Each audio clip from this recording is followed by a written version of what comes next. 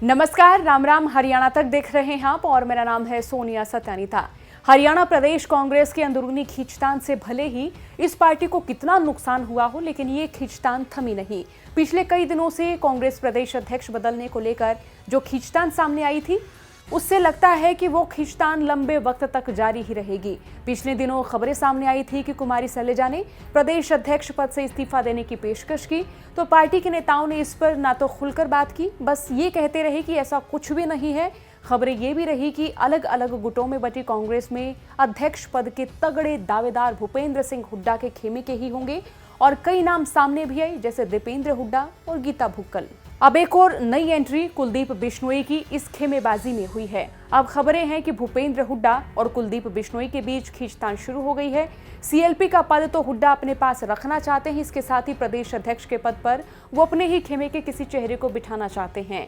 खुद कांग्रेस नेता भी गाहे बगाहे पार्टी में हो रही गुटबाजी को चुनाव में हार और संगठन की कमजोरी का कारण मानते रहे हैं, लेकिन ये खेमेबाजी कम होती नजर नहीं आ रही है। खबरें ये भी रही कि कुलदीप बिश्नोई को कार्यकारी प्रदेश अध्यक्ष बनाने का प्रस्ताव दिया गया था, जिस पर कुलदीप बिश्नोई ने कोई सहमति जाहिर नहीं की थी, यानी कि वो खुश नहीं थे, उन्होंने नकार दिया था।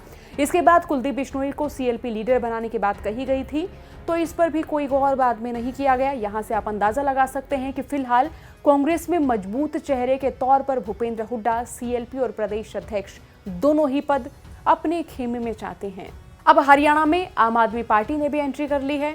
अगर आम आदमी पार्टी के वोट बैंक की बात की जाए तो हरियाणा में ज्यादातर नून जाट वोट बैंक को आम आदमी पार्टी अपने पाले में लाने की पूरी कवायद करती नजर आ रही है।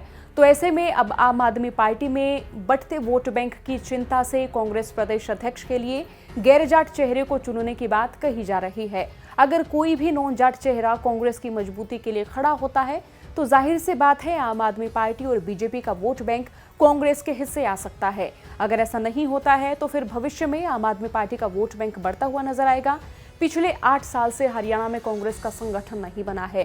पहले अशोक तंवर के कांग्रेस छोड़ने और फिर कुमारी शैलजा के इस्तीफे की खबर को अगर थोड़ा पीछे मुड़कर देखा जाए तो लगता है इस पार्टी में अध्यक्ष पद की पावर खेमेबाजी को संभालने और एक तरह से प्रेशर पॉलिटिक्स से निकलने में रही है।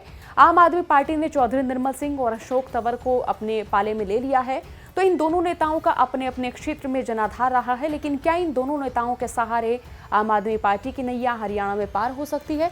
अब जितना बीजेपी जेजेपी के लिए आम आदमी पार्टी को चुनौती देना चिंता का विषय है, तो कहीं ना कहीं कांग्रेस में प्रदेश अध्यक्ष बदलने की गहमा गहमी के बीच ये चुनौती बढ़ती हुई नजर आ रही है।